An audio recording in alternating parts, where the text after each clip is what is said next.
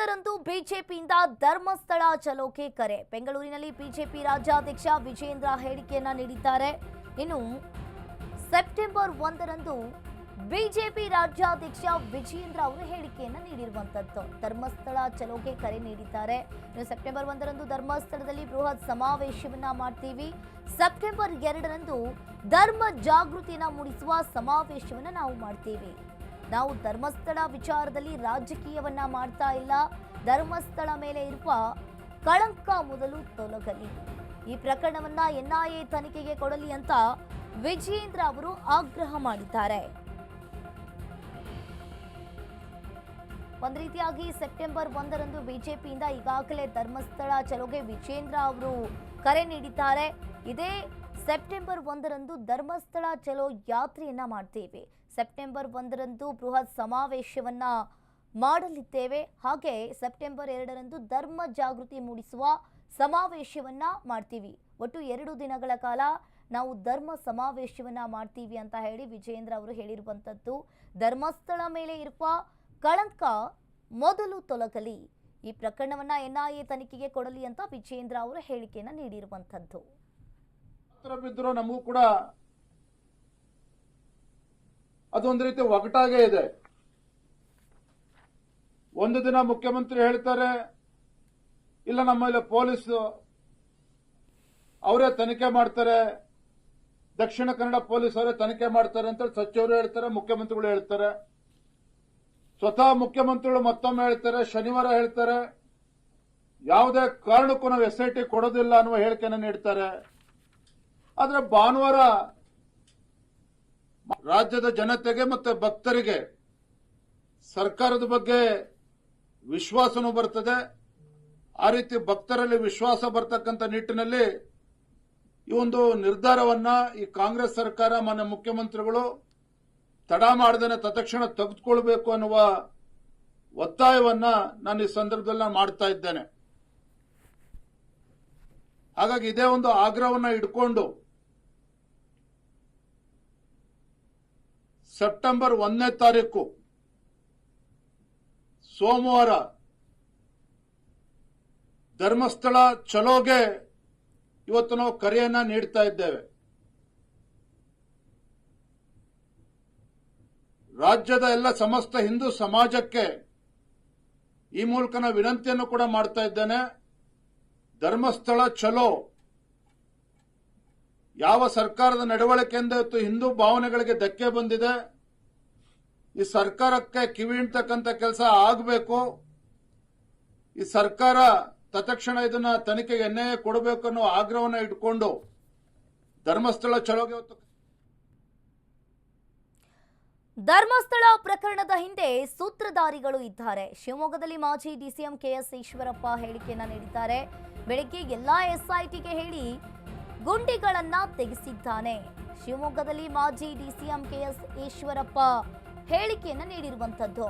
ಬೆಳಗ್ಗೆ ಎಲ್ಲಾ SITಗೆ ಹೇಳಿ ಗುಂಡಿಗಳನ್ನ ತೆಗೆಸಿದ್ದಾನೆ. ರಾತ್ರಿ ವೇಳೆ ಸೂತ್ರಧಾರಿಗಳ ಜೊತೆ ಚಿನ್ನಯ್ಯನ ಮೀಟಿಂಗ್ ಆಗಿದೆ. ತಿಮ್ರೋಟಿ, ಮಟ್ಟಣ್ಣನವರ್, ಜಯಂತ್ ಜೊತೆ ಸಭೆಯನ್ನ ಈತ ಮಾಡಿದ್ದಾನೆ. ಹೀಗಾಗಿ ಎಲ್ಲರ ಜೊತೆ ಸಮೀರ್ ಬಗ್ಗೆಯೂ ಕೂಡ ತನಿಖೆಯನ್ನ ಮಾಡಿ. ಇನ್ನು ಈ ಧರ್ಮಸ್ಥಳ ಪ್ರಕರಣದ ಹಿಂದೆ ಬಹಳಷ್ಟು ಜನ ಸೂತ್ರಧಾರಿಗಳಿದ್ದಾರೆ. ಬೆಳಗ್ಗೆ ಎಲ್ಲ SITಗೆ ಹೇಳಿ ಗುಂಡಿಗಳನ್ನ ತೆಗೆಸಿದ್ದಾನೆ. ತದನಂತರ ಈತ ರಾತ್ರಿ ವೇಳೆ ಸೂತ್ರಧಾರಿಗಳ ಜೊತೆ ಚಿನ್ನಯ್ಯ ಮೀಟಿಂಗ್ ಅನ್ನ ಮಾಡಿದ್ದಾನೆ.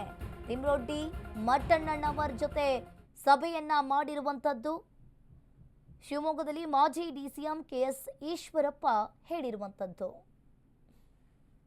ರಾಜ್ಯದ ಜನ ಧರ್ಮಸ್ಥಳದ ಬಗ್ಗೆ, ವೀರೇಂದ್ರ ಹೆಗ್ಗಡೆ ಅವ್ರ ಬಗ್ಗೆ, ಹಿಂದೂ ಧರ್ಮದ ಬಗ್ಗೆ ಅನೇಕ ಗೊಂದಲಗಳನ್ನ ಇಟ್ಕೊಂಡು ಕೂತಿದ್ರು. ಯಾವಾಗ ಸುಜಾತಾ ಭಟ್ ಚಿನ್ನಯ್ಯ ಅವರು ಯಾರೋ ನಮ್ಗೆ ಹೇಳ್ಕೊಟ್ಟಿದ್ದನ್ನ ನಾವು ಹೇಳಿದ್ವಿ ಅಂದ ತಕ್ಷಣ ಅನೇಕ ಸಮಸ್ಯೆಗಳು ಇವತ್ತು ಪರಿಹಾರ ಆಗಿದೆ. ಇದ್ರ ಹಿಂದೆ ಒಂದು ಷಡ್ಯಂತ್ರ ಅಂತೂ ಇದೆ ಅನ್ನೋದು ತುಂಬಾ ಸ್ಪಷ್ಟ. ಇದರಲ್ಲಿ ಅವ್ರುಗಳೇ ಹೇಳಿದ ಪ್ರಕಾರ ನಾವು ಕೇವಲ ಪಾತ್ರಧಾರಿಗಳು, ಇದ್ರ ಹಿಂದೆ ಸೂತ್ರಧಾರಿಗಳು ಇದ್ದಾರೆ ಅನ್ನಂತ ಅಂಶವನ್ನು ಕೂಡ ಅವರು ಹೇಳಿದ್ದಾರೆ. ಈ ಜೊತೆಗೆ ಚಿನ್ನಯ್ಯ ಪ್ರತಿದಿನ SITಯ ತನಿಖೆಗೆ ಹೋಗುವಂತ ಸಂದರ್ಭದಲ್ಲಿ ಗುಂಡಿಗಳು ತೆಗಿತಾ ಇರೋಂಥ ಸಂದರ್ಭದಲ್ಲಿ ಅವ್ರು ಈ ಗುಂಡಿ ತೆಗೀರಿ ಅಂತ ಅನ್ಕೊಂಡು ಏನು ಕಲ್ಪನೆ ಇಲ್ದೇನೆ ಗುಂಡಿಗಳು ತೆಗೆಸ್ತಾ ಹೋದ್ರು. ಹಗಲೊತ್ತು SIT ಜೊತೆಗೆ ಗುಂಡಿಗಳನ್ನ ತೆಗೆಸಂತ ಪ್ರಯತ್ನ, ರಾತ್ರಿ ಹೊತ್ತು ಈ ಸೂತ್ರಧಾರಿಗಳ ಜೊತೆಗೆ ಸಭೆ. ಸೂತ್ರಧಾರಿಗಳು ಯಾರು ಅನ್ನೋದನ್ನ ಮೇಲ್ನೋಟಕ್ಕೆ ಕಂಡು ಬಂದಿರೋ ಪ್ರಕಾರ ಒಂದು ಮಹೇಶ್ ಶೆಟ್ಟಿ ತಿಮ್ಮರೋಡಿ, ಗಿರೀಶ್ ಮಟ್ಟಣ್ಣವರ್, ಜಯಂತ್, ಈ ರೀತಿ ಕೆಲವರು. ಮತ್ತು ಅವ್ರನ್ನು ಕೂಡ ಅನೇಕ ಅಂಶಗಳನ್ನ ಈಗ ಚರ್ಚೆಗಳು ನಡೀತಾ ಇದೆ. ಇದಾದ ನಂತರ ಧರ್ಮಸ್ಥಳ ವಿಚಾರಕ್ಕೆ ಸದನದಲ್ಲಿ ಉತ್ತರವನ್ನ ಕೊಟ್ಟಿದ್ದೇನೆ. NIA ತನಿಖೆ ಅವಶ್ಯಕತೆ ಇಲ್ಲ ಅಂತ ಪರಮೇಶ್ವರ್ ಅವರು ಹೇಳಿದ್ದಾರೆ. ಇನ್ನು ಧರ್ಮಸ್ಥಳ ವಿಚಾರದಲ್ಲಿ ರಾಜಕೀಯವನ್ನ ಮಾಡಬೇಡಿ, ಸತ್ಯ ಹೊರ ಬರಬೇಕು ಅಂತ SITಯನ್ನ ರಚನೆ ಮಾಡಿದ್ದೇವೆ. ಹೇಳಿಕೆಗಳಿಂದ ಸತ್ಯ ಹೊರಬರಲ್ಲ. SIT ತನಿಖೆಯಾಗಲಿ. ಮೈಸೂರಿನಲ್ಲಿ ಗೃಹ ಸಚಿವ ಪರಮೇಶ್ವರ್ ಅವರು ಹೇಳಿಕೆಯನ್ನ ನೀಡಿದ್ದಾರೆ. ನನಗನ್ನಿಸ್ತಾ ಇರ್ತಕ್ಕಂಥದ್ದು ನಮ್ಮ ತನಿಖೆ, ನಮ್ಮ SIT ಸಮರ್ಪಕವಾಗಿದೆ, ಸಮರ್ಥವಾಗಿದೆ. ಅವರು ಈಗ ಮಾಡ್ತಾ ಇದ್ದಾರೆ. NIA ಅವಶ್ಯಕತೆ ಇಲ್ಲ. ನಾವು ತನಿಖೆಯನ್ನು ಭಾಳ ಎಚ್ಚರಿಕೆಯಿಂದ ಹಿರಿಯ ಅಧಿಕಾರಿಗಳು ನಾವು ಮಾಡಿದ್ದೇವೆ, ಕಮಿಟಿ ಮಾಡಿದ್ದೇವೆ, ಅದು ಮಾಡ್ತಾರೆ.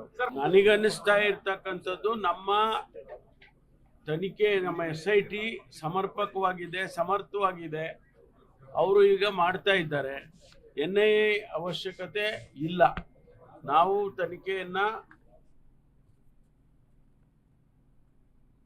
ಧರ್ಮಸ್ಥಳ ಕೇಸ್ NIA ತನಿಖೆಗೆ ವಹಿಸಬೇಕೆಂಬ ಹೇಳಿಕೆಗೆ ಸಂಬಂಧಪಟ್ಟಂತೆ ಬೆಂಗಳೂರಿನಲ್ಲಿ ಸಚಿವ HC ಮಹದೇವಪ್ಪ ಪ್ರತಿಕ್ರಿಯೆಯನ್ನ ನೀಡಿದ್ದಾರೆ. ರಾಜ್ಯ ಸರ್ಕಾರ ಧರ್ಮಸ್ಥಳ ಕೇಸ್ನಲ್ಲಿ ಎಡವಿಲ್ಲ. SIT ತನಿಖಾ ವರದಿ ನೀಡಿದಾಗ ತಪ್ಪಿತಸ್ಥರ ವಿರುದ್ಧ ಕ್ರಮ ಕೈಗೊಳ್ತೀವಿ. ಯಾರು ಸುಳ್ಳು ಸುದ್ದಿ ಅಪಪ್ರಚಾರವನ್ನ ಮಾಡಿದ್ದಾರೋ ಅವರ ಮೇಲೆ ತನಿಖೆಯನ್ನ ಮಾಡ್ತೀವಿ. ಸೂಕ್ತ ತನಿಖೆ ಮೂಲಕ ಇದು ತಾರ್ಕಿಕ ಅಂತ್ಯಕ್ಕೆ ಹೋಗಬೇಕು. ಪರಿಶುದ್ಧವಾಗಿ ಸತ್ಯ ಹೊರಬರಬೇಕು ಅನ್ನೋದೇ ನಮ್ಮ ಆಸೆ ಅಂತ ಹೇಳಿದ್ದಾರೆ.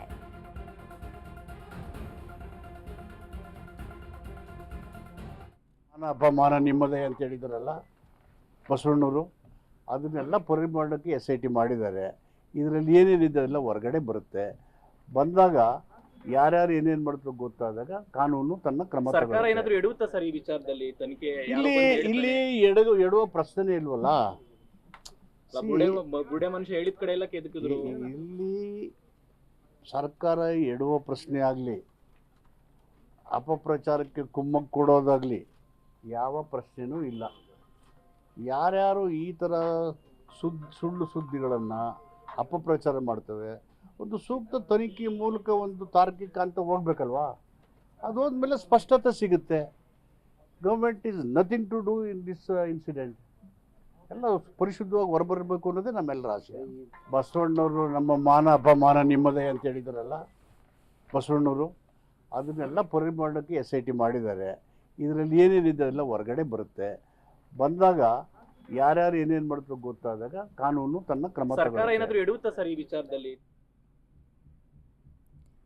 ಸುದ್ದಿ ಮುಂದುವರಿಯುತ್ತೆ ಸಣ್ಣ ವಿರಾಮದ ಬಳಿಕ.